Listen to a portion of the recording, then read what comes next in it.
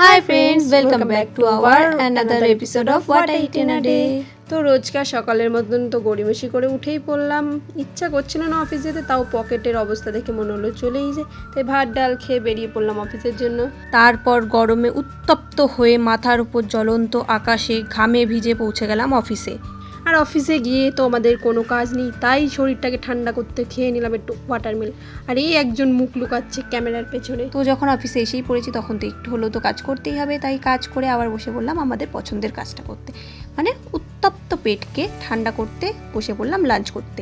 আর লাঞ্চে মা দিয়েছিল আজকে গোল গোল আন্ডা কারি আর গরম গরম রুটি। শীত বর্ষা গ্রীষ্ম গরম রুটি ইজ দ্য বেস্ট খাবার। তো তারপরে আবার একটু আমাদের যে খাবারের কাজটাই চলে সারাক্ষণ, তো তাই একটু করে নিলাম ঠান্ডা ঠান্ডা আম দই, বিকজ অফিসে মাথা ঠান্ডা রাখতে গেলে পেটকে আগে ঠান্ডা রাখতেই হবে। তো অবশেষে অফিস থেকে পেয়ে গেলাম ছাড়া।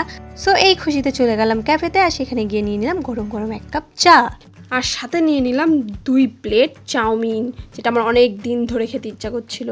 তারপরে এগুলোকে তো হজম করতে হবে, তাই জন্য খেয়ে নিলাম একটা কোল্ড ড্রিঙ্কস। হ্যাঁ, সারাদিনে যা খেয়েছি বাবা, তা তো আর এই কোল্ড ড্রিঙ্কস না খেলে আর হজম হবে না, কারণ পরের দিন তো অফিসটাও যেতেই হবে।